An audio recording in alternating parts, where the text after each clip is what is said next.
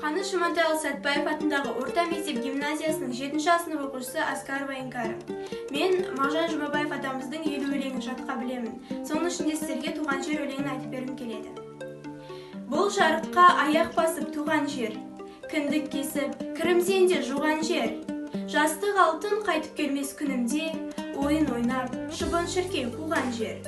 Жаратылдым топырағыңнан сен түбім, жалғаны жоқ сенен бәрі жан тәнім. Сенен басқа жерде маған қараңғы, жарық болар шолпан айым сен күнім. Тәтті суың дәм аузымнан еш кетпес, қалың нуың қыр суыңа жер жетпес. Кең далаңда ойын ойнап қалсамшы, жазу болып адамзатқа ел жетпес.